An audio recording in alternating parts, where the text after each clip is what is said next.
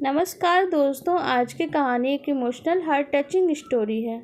दोपहर का खाना खाकर सुलोचना जी कुछ देर आराम करने के लिए लेटी ही थी कि कॉल बेल की आवाज़ सुनकर उनको फिर से उठना पड़ा।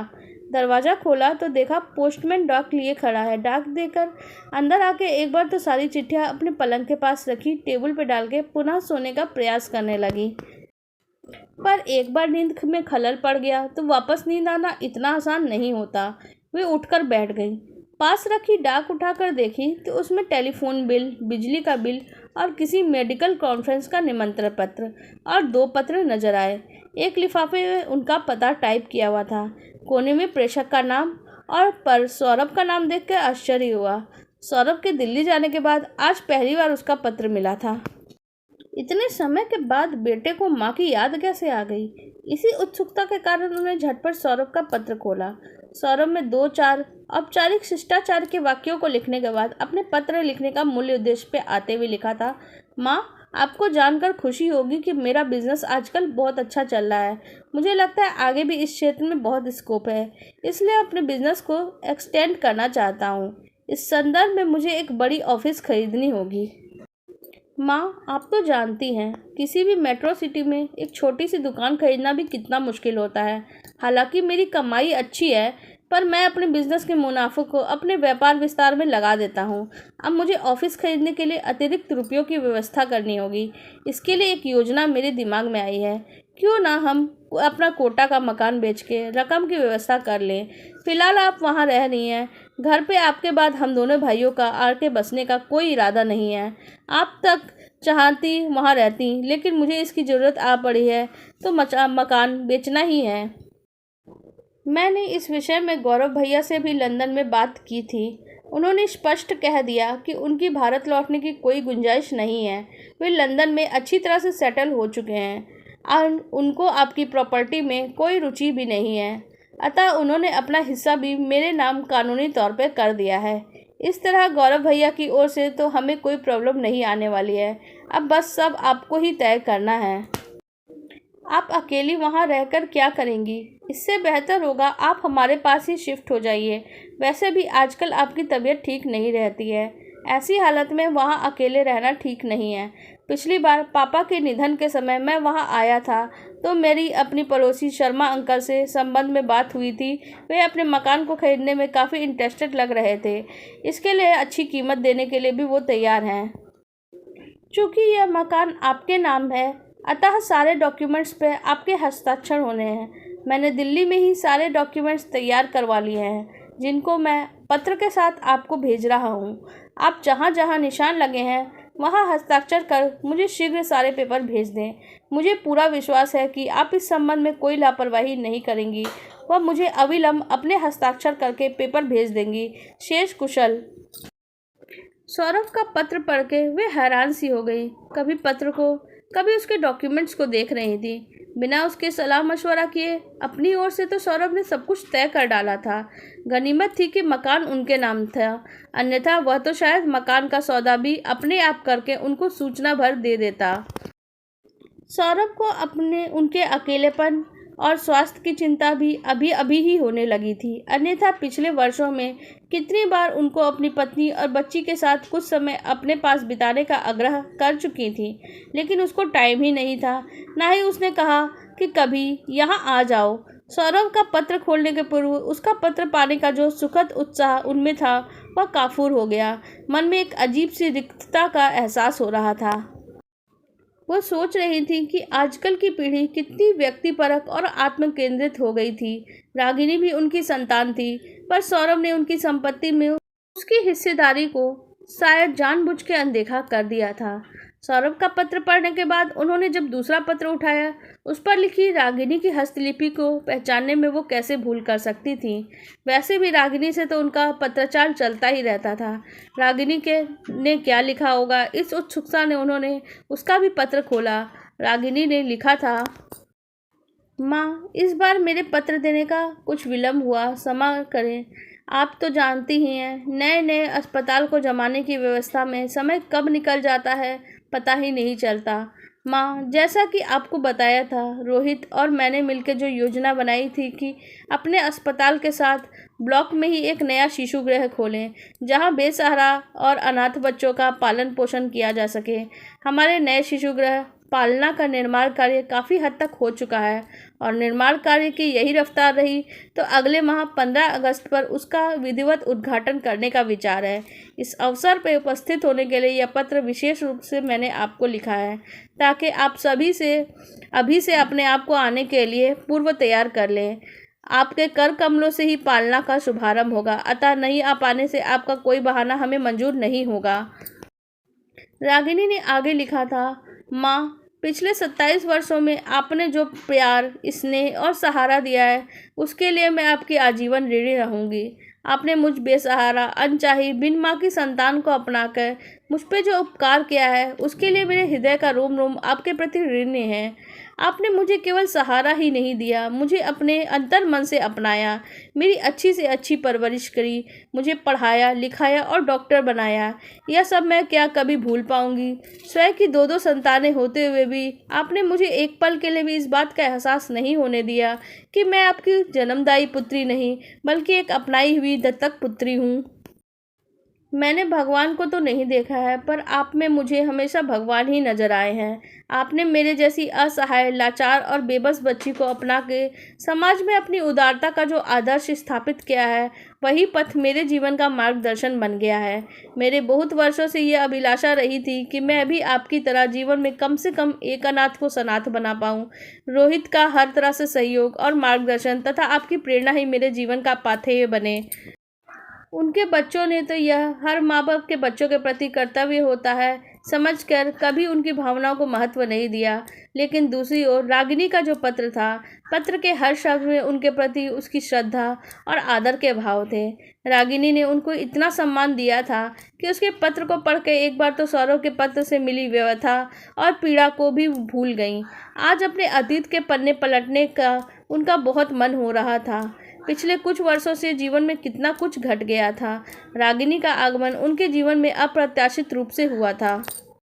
उन दिनों वे सरकारी अस्पताल में महिला रोग चिकित्सक के रूप में कार्यरत थीं। वे अपनी यूनिट की प्रमुख थीं। अपनी कार्यकुशलता के कारण उनकी मरीजों में अच्छी लोकप्रियता थी। उन दिनों में सावित्री पुनः उनके संपर्क में आई। बचपन में सावित्री और वे एक ही मोहल्ले में रहने के कारण एक दूसरे से परिचित थी। सावित्री से उनके उम्र में 7-8 साल वर्षों का अंतर होने के कारण उनसे मित्रता तो नहीं थी, फिर भी दोनों परिवार के बीच मधुर संबंध थे। सुभाष से विवाह होने के बाद वे स्वयं को कोटा ही आ गई थी। बाद में सावित्री का विवाह कहाँ हुआ उन्हें पता ही नहीं चल पाया। उस दिन कई वर्षों के पश्चात अचानक एक मरीज के रूप में सावित्री जब उनके पास आई तो एक बारगी तो उसे पहचान भी नहीं पाई। वह सुंदर सी, नाजुक सी लड़की पिछले 10 वर्षों में कितनी बदल गई। सावित्री ने भी शायद उम्मीद नहीं की थी उसकी जांच करने वाली डॉक्टर उसकी ही परिचित ही निकलेगी। कुछ क्षणों के लिए दोनों ही एक दूसरे को पहचानने का प्रयास करते रहे। बाद में सावित्री से उनका विस्तृत परिचय पाके उन्हें सब कुछ स्मरण हो आया। उस समय सावित्री को 4था महीना चल रहा था। वह बहुत कमज़ोर और एनीमिक लग रही थी।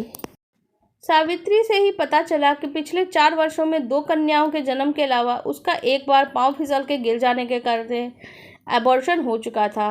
इतने कम अंतराल पे एक बार फिर से गर्भवती हो गई थी। सावित्री के चेहरे की घबराहट देख के उन्होंने जब उसकी परेशानी का कारण पूछा तो उसने बतलाया कि 2 बेटियों के जन्म देने के कारण ही उसके पति और सास उस पर बहुत जुल्म ढा रहे थे। एक बार तो उन्होंने स्पष्ट कह दिया था कि अगर उसने फिर से बेटी को जन्म दिया तो वे लोग उसको घर से ही निकाल देंगे। सावित्री की दर्द भरी दास्तान को सुनकर वे विचार मग्न हो गई थी। सावित्री बार बार उनसे प्रार्थना कर रही थी कि वे उसका गर्भपात कर दें, ताकि यदि उसके गर्भ में इस बार भी कन्या भ्रूण हुई तो उसकी सास और पति उसे कतई माफ़ नहीं करेंगे। सावित्री की बात सुन के वे गंभीर हो गई, पर उसकी जांच करने से पूर्व भी वो कुछ नहीं कह सकती थी।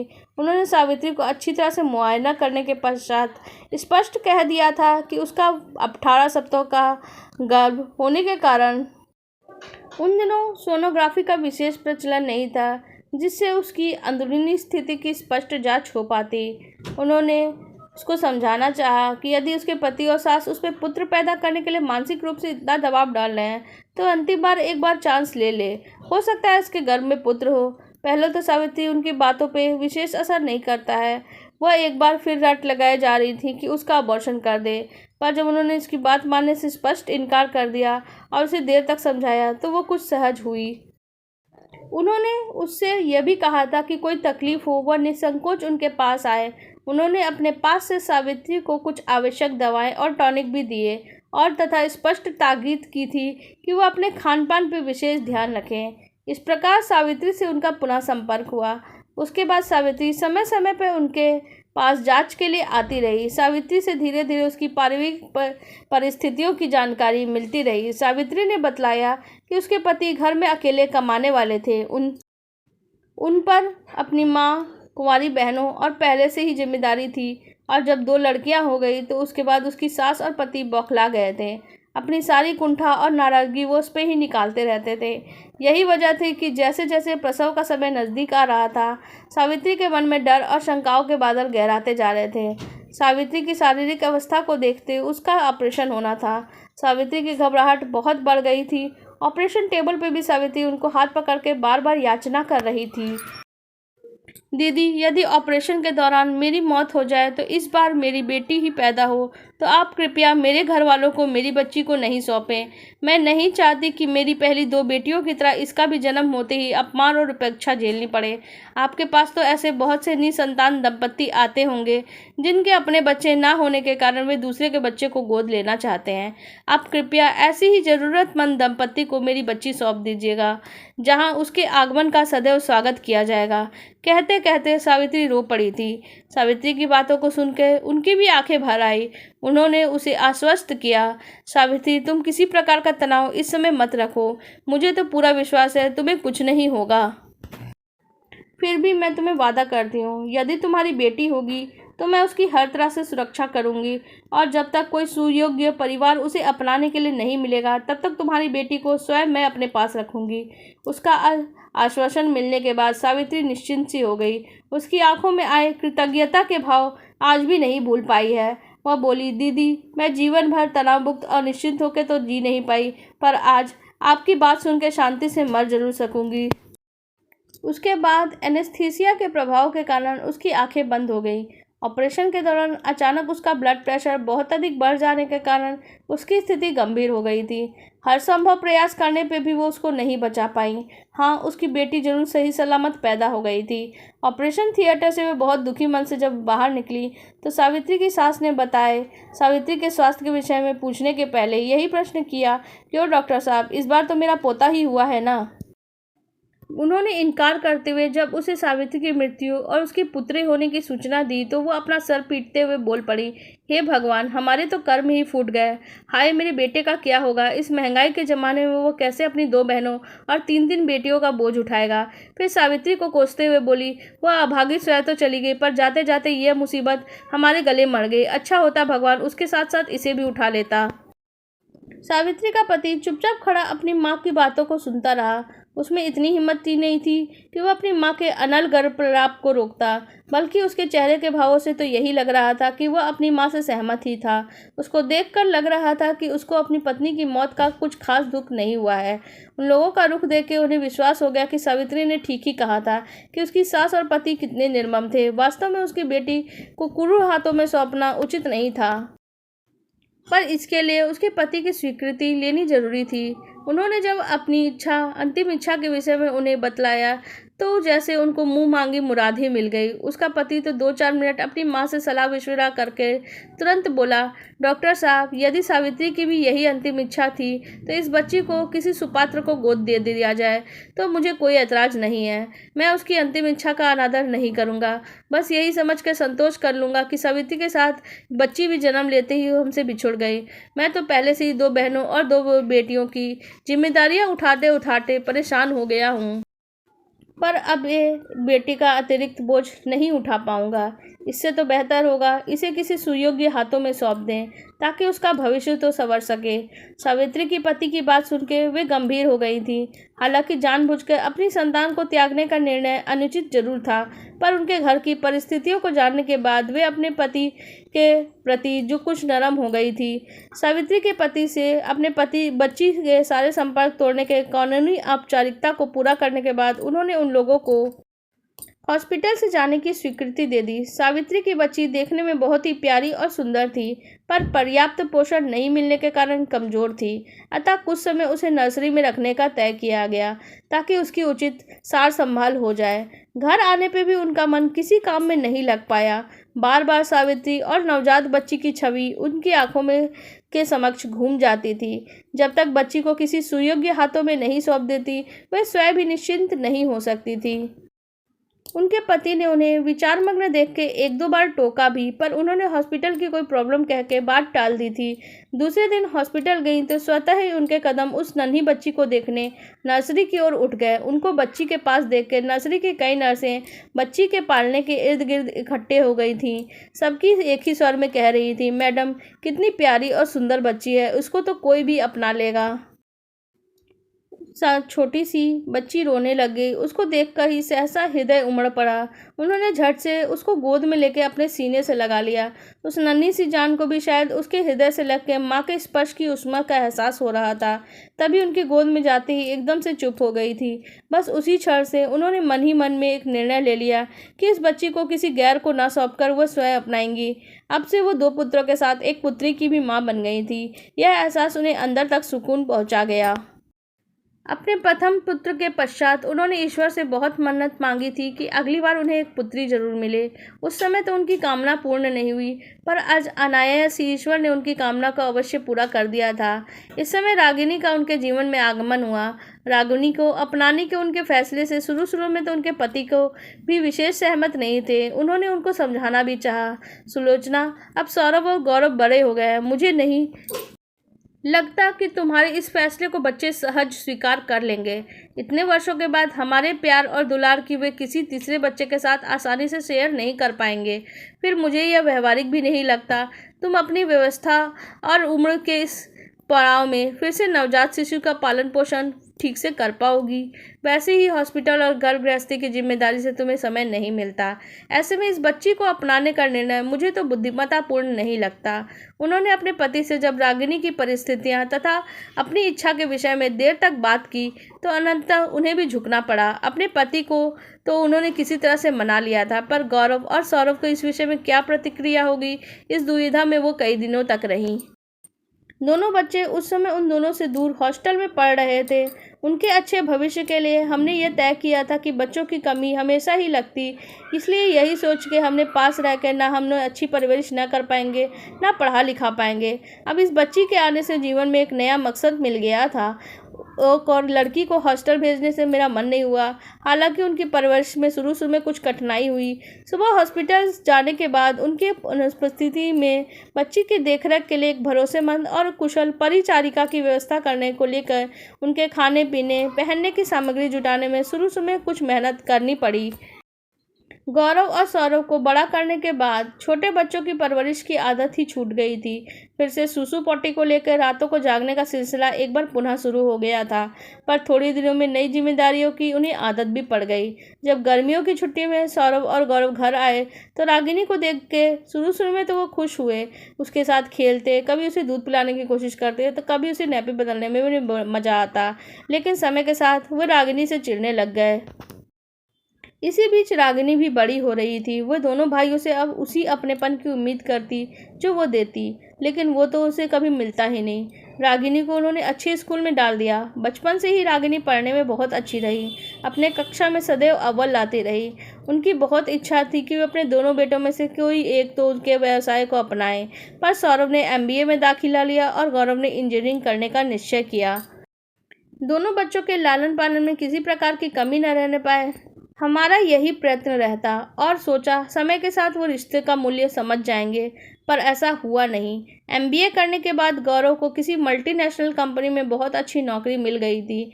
कुछ समय मुंबई में रहने के बाद वह लंदन चला गया। एक बार विदेश जाने के बाद वो वहीं का होकर रह गया। वहीं उसने अपनी पसंद की किसी मराठी लड़की से विवाह भी कर लिया। विवाह करने के पश्चात उन लोगों ने अपनी शादी की फ़ोटो भेज के अपने फैसले की बस सूचना भर दे दी थी। सौरभ ने भी इंजीनियरिंग करने के बाद दिल्ली में ही कुछ समय किसी बड़ी कंपनी में प्रशिक्षण लिया, फिर अपनी फैक्ट्री लगा ली थी। उसने भी दिल्ली में ही अपनी पसंद की लड़की से शादी करके वहीं बसने का फैसला कर लिया था। रागिनी ने मेडिकल में प्रवेश लेकर उनकी इच्छा को फलीभूत करने का फैसला लिया था। एमबीबीएस करने के बाद वह गायनोकोलॉजी में एमएस कर रही थी। उन दिनों अचानक सुभाष को हृदय का दौरा पड़ा और उन्हें तुरंत हॉस्पिटल में भर्ती कराना पड़ा। सुभाष की एंजियोग्राफी के बाद एंजियोप्लास्टी भी हुई। कुछ दिन एडमिट रहे, लेकिन उन्हें बचाया नहीं जा सका। दोनों लड़कों को क्रमशः दिल्ली और लंदन सूचना दी गई। गौरव ने तो किसी जरूरी कार्य में व्यस्त होने के चलते आने में असमर्थता प्रकट कर दी। हाँ, सौरभ ऑपरेशन के समय जरूर उपस्थित हो गया था। वह भी 2-3 दिन रहने के बाद आवश्यक काम आ जाने से वापस दिल्ली चला गया। उन दिनों रागिनी ने जी जान एक कर दिया था। डॉक्टरों को बुलाने, दवाइयों की व्यवस्था कराने के साथ उन्हें भी हिम्मत बंधाने की कोशिश में निरंतर लगी रहती। रागिनी की सेवा ने उनके पति के मन भी जीत लिया था। उन्होंने अंतिम समय में उनका हाथ थामते हुए यही कहा, सुलोचना, रागिनी ने जो मेरी सेवा देखभाल की है वो मेरे बेटे भी नहीं कर पाए। गौरव के लिए तो अपने मरते हुए बाप से भी ज़्यादा महत्व उसके काम का था। सौरभ औपचारिकता निभाने आया भी तो काम का बहाना बना के 2-3 दिनों में ही वापस चला गया। कभी कभी मुझे ये सोच के ही घबराहट हो जाती है, यदि रागिनी हमारे पास ही नहीं होती तो हमारी क्या दशा होती। अब जाते जाते इस बात से मैं निश्चिंत हूँ कि भले ही हमारे बेटों के पास हमारे लिए समय नहीं है, पर हमारी बेटी तो सुख दुख में हमारे साथ सदैव ही रही है। वास्तव में रागिनी को अपनाने का तुम्हारा निर्णय बहुत ही सही रहा। सुभाष की बातें सुनकर पास खड़ी रागिनी की आंखें भी भर आई, पर उन्होंने इस बात का बहुत संतोष था कि अपने अंतिम दिनों में पापा ने भी उसे अपना ही लिया था। सुभाष के जाने के बाद उनके जीवन में बहुत रिक्तता आ गई थी। शारीरिक दुर्बलता, मन का दुख और अवसाद ने उन्हें अंदर तक तोड़ दिया था। इसलिए उन्होंने हॉस्पिटल से भी अवकाश ले लिया था। अपने जीवन का अंतिम समय उन्होंने कल्याणकारी कार्यों में समर्पित करने का फैसला ले लिया था। रागिनी उनका बराबर ध्यान रखती थी। 2 साल बाद गायनिक में एमएस करने के बाद उन्होंने अपनी एक डॉक्टर फ्रेंड के लड़के विवेक से उसकी शादी कर दी थी। विवेक से विवाह करके वह दिल्ली चली गई थी। रागिनी के विवाह पर उन्होंने दोनों बेटों को बुलावा दिया, पर दोनों ने मन से कभी अपनी बहन ही नहीं माना। अतः उनका विवाह में शामिल न होना उन्हें कोई आश्चर्य की बात नहीं लगी। रागिनी दिल्ली जाने के बाद भी जब भी मौका मिलता, महीने 2 महीने में उनको संभालने के एक चक्कर जरूर लगा आती। बस जीवन की इसी गति से चल रहा था। पर अचानक मिले सौरभ और रागिनी के पत्रों ने उनके शांत जीवन में पुनः एक हलचल ला दी थी। दोनों ही पत्र दिल्ली से आए थे, पर दोनों को लिखने के पीछे उद्देश्य भिन्न थे। वे सोच रही थी कि रिश्तों के भी कितने आयाम हैं। गौरव और सौरभ ने तो उन्होंने जन्म दिया था, उन्हें उनका खून का रिश्ता रखा था। फिर उन दोनों बच्चों ने इस रिश्ते को कभी विशेष महत्व नहीं दिया। जब रागिनी से तो उनका रक्त संबंध नहीं था, फिर भी उनके हृदय में कितनी नज़दीक थी। रागिनी के व्यवहार आचार में उनके प्रति श्रद्धा और सम्मान था। इस बात का कुछ कुछ अंदाज उन्हें दिल तक छू गया था। वे सोच रही थी कि लोग कहते हैं खून का रिश्ता ही सब कुछ होता है, पर उन्हें तो लगता है मन के रिश्ते से बड़ा कोई रिश्ता होता ही नहीं है, क्योंकि रागिनी ने अपना रिश्ता मन से निभाया था। आपको हमारी ये कहानी कैसी लगी, कमेंट सेक्शन में आप बता सकते हैं। आपने अगर हमारी पूरी वीडियो देखी है और वीडियो में आप यहाँ तक आए हैं, तो हमें वीडियो के लिए एक लाइक तो दे दीजिए, ताकि हमें और भी वीडियो बनाने की प्रेरणा मिले। आपका एक लाइक हमारे लिए बहुत सी प्रेरणा का काम करता है। और हमारे चैनल को सब्सक्राइब कर लीजिए, ताकि आपको और भी कहानियों की ऐसी ही वीडियो देखने को मिले। धन्यवाद।